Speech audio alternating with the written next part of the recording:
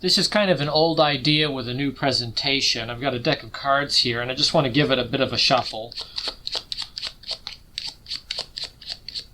And I know, people shuffle cards different ways, and every time you see a magician shuffle a deck of cards, it's very easy to assume that some funny business is going on. So I just want to show you that the cards are actually shuffled quite well. But if you're not satisfied with that, I'm going to shuffle them again. But this is a shuffle that really can't be cheated on in any way. I just want to show you, if we take the deck and we take the top card and the bottom card and we peel them off like this. So what we're doing is we're interlacing every single card in the deck, and we're inverting the top half of the deck into the bottom half. This is about as shuffled as you can get. It's not really possible to falsify this kind of a shuffle in any way. There's a name for it. It's called a Klondike shuffle, so you can see what's going on here. It gets a little bit more difficult as you get down to the end, so I'll go nice and slow so you can see that we're not cheating anything. Every single card, right down to the last two, has been absolutely shuffled. This is, for all intents and purposes, a completely shuffled deck. Now that being said, it ought to be really, really difficult for me to do something like this, where I cut into the deck and I cut directly to an ace. But there it is. See, I've cut directly to an ace. If I was one less, I would have been wrong, and if I was one more, I would have missed as well. I cut directly to that ace. Now, there's 4 aces in the deck. If I've removed one, that means the probability that I could possibly do it again would be very low, but there it is. There's the next ace, the ace of hearts. Again, if I cut one less, or if I cut one more, I would have been wrong. So I know what you're thinking, that there's some funny business going on here. So we'll give it another quick shuffle right on the table, and I'll cut into the deck again, and we'll see what happens. And you'll see that I've got yet another ace there. It's pretty remarkable the way that this works. Again, if I'd cut one more, I would have been wrong there. Let's see. Now the last one is extremely difficult. It's almost impossible to do, to get to that last one, because the probability is dead certain. I've got 3 aces out of there. So the idea that I could possibly cut to the last one is nothing short of a miracle. And there it is. That is Ed Marlo's estimation aces with a completely normal deck. Can be performed even impromptu. And we'll take a look at the method here in a moment. This is my explanation for Ed Marlo's estimation aces, and this is an explanation for my method for doing this. I want to briefly, though, show you the proper Ed Marlo way to do this. It's worth it that you know. And by the way, I'm using this deck here, which is a cheap deck. This is a $1 deck. And I did a kind of a talk about the different qualities and pricing of different decks and different manufacturers on another video, and I will put a link to that in the description for this one. But I'm using this deck on purpose for this demonstration, and you can understand why here in a moment. You can also see the implications of that in that other video. But for Ed Marlo's version, I just want to show you real quickly using a very, very fine deck here. The first thing you need to do, by the way, is you need to have all aces on the top of the deck to start even the Ed Marlo version, and also my version as well. Now, I said that this can be done impromptu. It can, but you have to do one extra bit of dirty work. You need to do a spread call in front of the spectator, or you need to somehow otherwise acquire the aces. One way you can do that is if you're doing another ace routine. You already have all the 4 aces. You can shuffle them back into the deck in such a way that you actually have retained them on the top. I'm not going to get into those right now, but let's say you have a borrowed deck, or you're coming right off of something else. You can spread call, and the idea is you demonstrate that the cards are all different, that they are not mixed up in any, or rather they are not in any sort of order. They are completely shuffled, and as I'm doing that, I'm just calling out using a Hofzinser spread call to get my 4 aces to the top. Now, I say this all the time. I love the spread call for many different reasons. You can cover all kinds of sins with a spread call. But don't be worried if your call looks stuttery or that you feel like people can see what you're doing. The idea behind a spread call, or any kind of control for that matter, is that it ought to be done in such a way so that a person has no idea, a spectator has no idea that you're accomplishing anything. They wouldn't know why you would be pulling cards out of the deck in the manner in which you are. They wouldn't even be conceiving that it would be possible to do it. So don't worry if it's a little bit stuttery. Just do it anyway. No one's going to understand. And we're going to follow this up with a shuffle anyway, so you're going to cover up that move. Now, Ed Marlo's version does require the 4 aces to be on top. We have them there. And the first thing that you have to do in Ed Marlo's version is similar to what we have to do in ours, but the counting is a little bit different.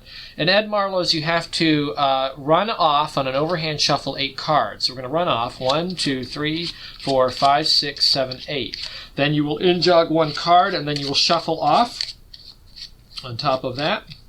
So you need to have cards that can run 1 card at a time. The quality has to be such that you can do that. Then you're going to pick up at the break, and then you're going to shuffle back through again until you get to the break, and at the break you're going to drop on top. Once you've done that, now you have 8 indifferent cards on top of 4 aces. That's the situation. You can't really show it at this point unless you showed just the top few cards and then the bottom 3/4 of the deck. What you're going to do now is you have to perform a Faro shuffle. You have to perform either a perfect Faro shuffle, or you have to do an imperfect variation that perfectly shuffles 12 cards. The perfect version would look like this, where you have to separate 26 cards by 26. It has to be an out Faro, which means that the first card down has to go outside of the deck from the top. And you can see on this deck, this is a very nice deck of cards. I can get a perfect Faro fairly simply. I have all of the cards Faroed together. Now, actually, before I put them together, I'll show you the other way to do this. So let's just zip that apart real quick. The other way to do it if your Faro isn't perfect is you can take just the top third or so and shuffle it into the middle of the rest. And you need to make sure that at least the first 12 cards Faro perfectly. And I got all of it there. Now what you want to do is you can cut off the top and get the top remainder to the bottom. One quick way to do this, by the way, is to just do a waterfall finish.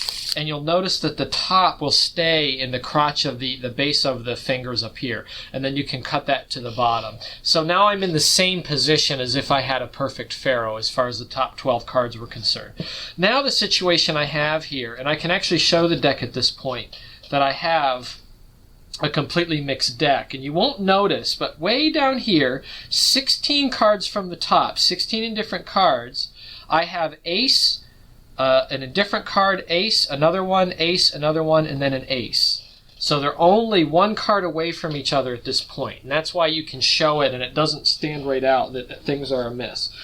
At this point, here's how it works. When I cut the deck, if I cut anywhere close to the middle, but on this side, on the upper side of the middle, in the top 20 or so cards, I have a perfect probability that I will cut between aces. I'll either cut under an ace like this, so that the next indifferent card would be there, and probably another. Oh, I'm at the bottom actually. So this is the last ace with an indifferent card. I have an ace and I have an indifferent card here, and then another ace, and a different card. I have a very high probability that I'm going to hit one of these, and it's not even close to being imperfect.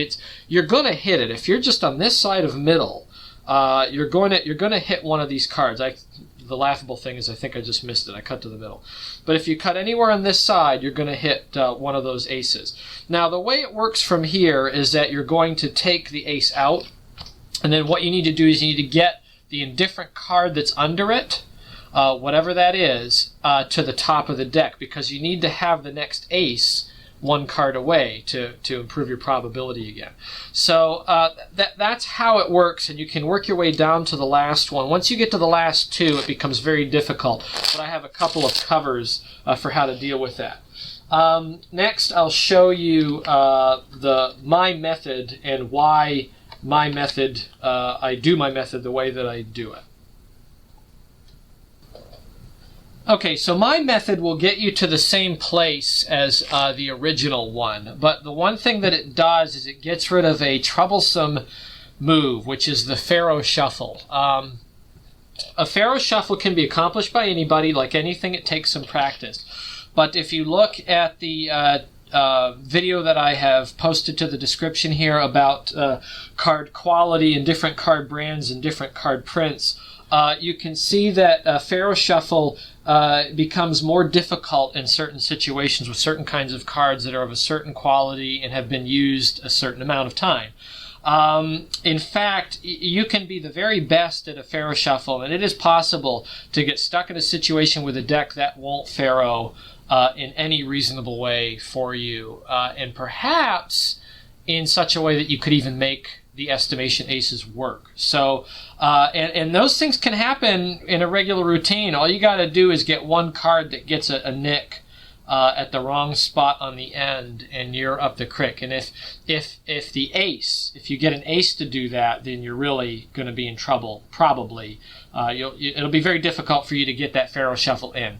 So I wanted to get rid of the Faro Shuffle entirely and make this more accessible to the common magician, someone who doesn't practice that move regularly, or to someone who is a little concerned, even if they have a good Faro, that they're going to be able to pull it off. So we're going to get rid of the Faro. I'm going to replace it with something else. I thought long and hard about this, and this is the method I came up with, and I have to say I'm pretty satisfied with what it is. Okay, so it starts the same way. You have to have the 4 aces on top.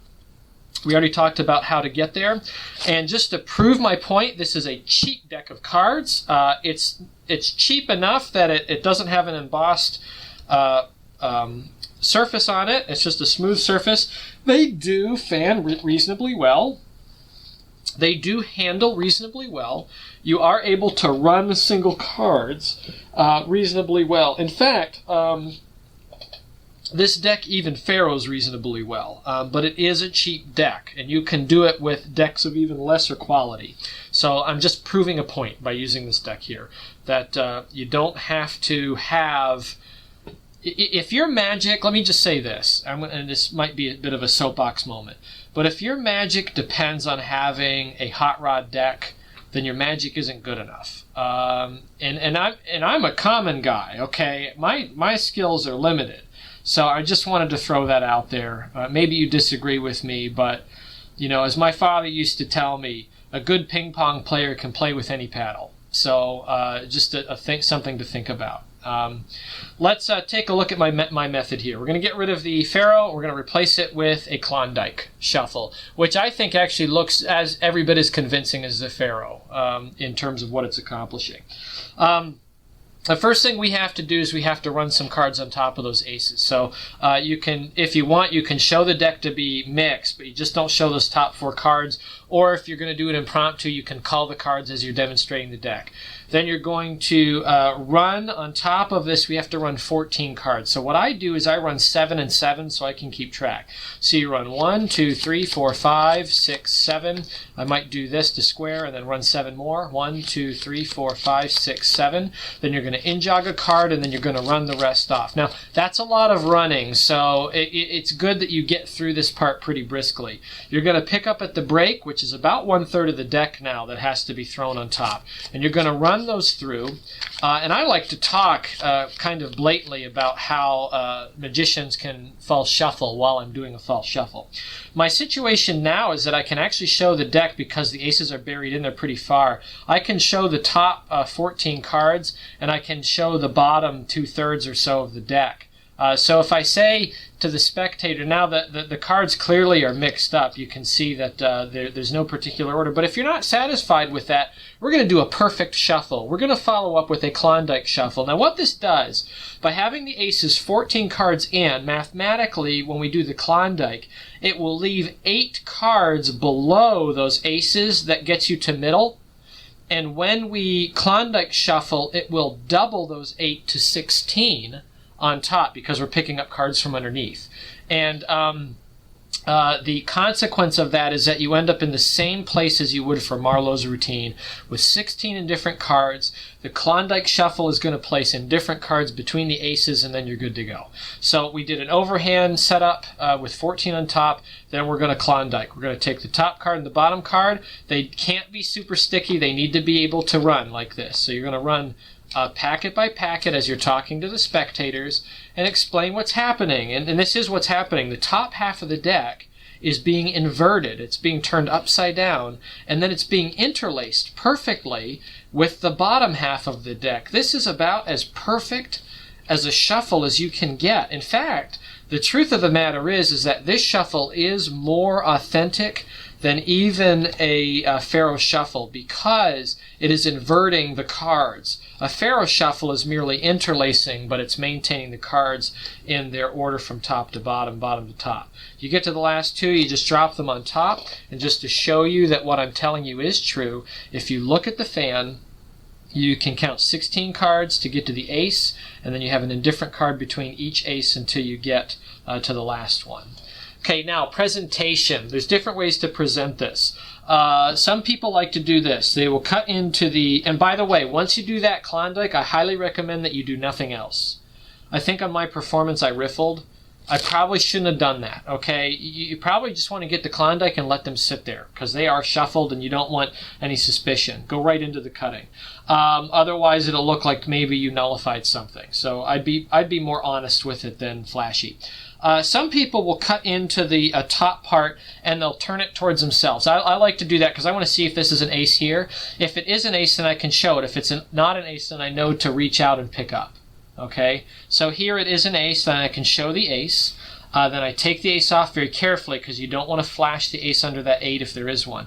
Take it off and you say, now if I was one less, I would have been wrong, and if I was one more, I would have been wrong. And while I do that, I like to drop the top pack on top and gesture over here. Otherwise, it looks kind of suspicious doing this a few times in a row where you're reorganizing that card. So you have to have a reason to put this back on the top. So I drop it on top, gesture over here, and put the card back on. So now I've displaced it. Okay, so we were 16 cards to the first one. Now we're 17 to the first one. I'm going to cut in, same principle, less than half, somewhere in there. I'll turn it towards myself. Here I've got a different card, so I know I need to turn this one over, and it's the Ace of Hearts. Okay, now I can show that this one is not it, and the next card would not have been it either. And what I like to do is, instead of doing this again, because it looks suspicious having done it twice, is I put this one back on top and I do a Zarrow Shuffle. A Faro Zarrow Shuffle, which is kind of ironic to say that. I have about a third here and 2/3 here, but that's okay. I'm going to drop a block on the left. I'm going to interlace kind of blocky. I'll retain the last card here and drop a big block on top. And maybe I'll put a link for some false shuffles in there to the Zarrow Shuffle.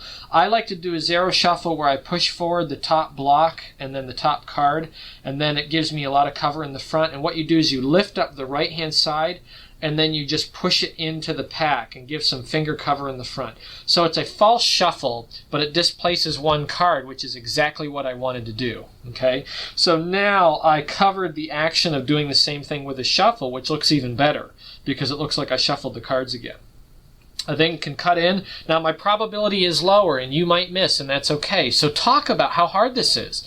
Set yourself up for failure in case you do fail. I cut into the deck, I remove, and I see that I have this card, and this is why I turn it to myself.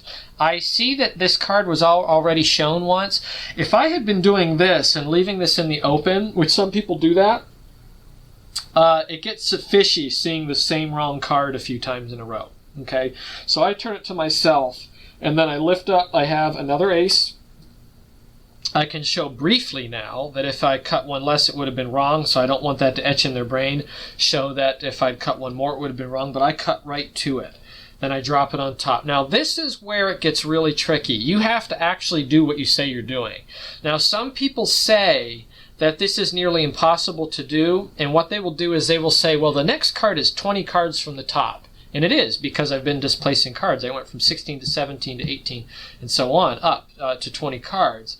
What the deal is, though, is that I actually don't have to depend on counting 20 cards out to show it. it's not as difficult as you may think to cut to that last one. It's actually a lot easier than you think, and let's see if I did it. And I would be saying that this is very hard, but I did get it. I got it, okay? Here's why it's not that hard. Because I've been cutting to the same place, okay? I've been going almost to the same place every time, so I'm used to going to that depth. And also, I've been separating the cards quite a bit at that point, which means that the cards are breathing pretty well between them, okay? So I say go for it. Try to get the last card, but set yourself up to fail so you can cover. So I say, now the last one is really hard. You can see I got 3 cards here. That means there's only 1 left. It's almost impossible to do it. So I'm going to cut into it and see if I can get it here. And you see that there it is. I nailed it. I got it right on. Okay, I wasn't even trying, guys, and I hit it. Okay, let's try that again, and let's assume I don't get it. All right. It's really hard. There's only 1 left. It's almost impossible to get to it. So if I cut here, you can see that I didn't get it at all. So what I sometimes have to do is I need to give myself a little bit of a peek. So if I do this real quick, okay, I can see it now. I can see right where the card is. I know from peeking that it is 20 from the top.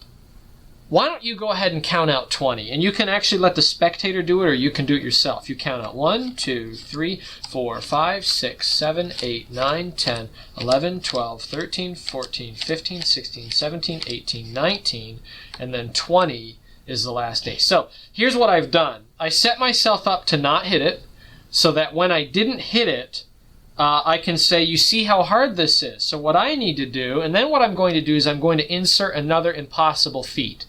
I'm going to peek, and then I do a quick riffle like that.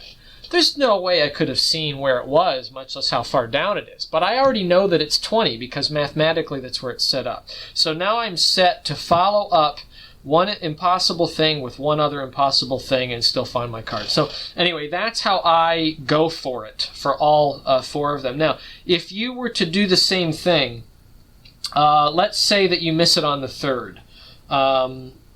You have the last 2 cards in here, and let me see here if we count it out. 1, 2, 3, 4, 5, 6, 7, 8, 9, 10, 11, 12, 13, 14, 15, 16, 17, 19 cards, and then you would have an ace, then an indifferent, and then an ace. So I'm set up for 3. Okay, this is the 3rd one. And let's say I cut into the deck and I miss. It's again, you're going to hit things, but let's say I miss on the 3rd. Okay. What I can do is I can pull my stunt early. I can drop it on top. I can say I missed there, I missed there. You can see how hard this is. So sometimes I need to peek. I know that it's at 19, and it is at 19. That's where I'm set up in the trick. So I can count off 1, 2, 3, 4, 5, 6, 7, 8, 9, 10, 11, 12, 13, 14, 15, 16, 17, 18, and 19 is, oh, whoops, wait, hang on. 20. I think I miscounted on my thing there. I think I had my math wrong. So it would be right. It would have been 19 had I done that right. So let's say 19. I got it right there. And remember that 1 less it would have been wrong. 1 more I would have been wrong too. And now what you can do here at this point is when you show 1 more it would have been wrong, drop it under the other pile and then drop the rest of the deck on top. And what I've done is I've actually set myself up to have the ace there. Okay. Now, this isn't quite as good, but what you can do is you can do maybe a false, you could do it on the table too if you want, but you could do a false triple cut to retain that same card on the top, and then follow it up with a single cut, retain the break here if you want to, and then if you want to be flashy, you can do a Charlier at the break, and then show the last card and cut to it. Another way to do it would be that I dumped it on top here. Then you can follow that up with a couple of false table cuts, and then demonstrate that you cut to the last card. So you could just cover with some other kind of classic cutting to the ace end and finish to finish it out. So those are a bunch of outs for you for the original routine and for mine, plus my method for setting up the trick using a Klondike Shuffle. Hope you find this useful and beneficial, and I wish all of you happy magicking.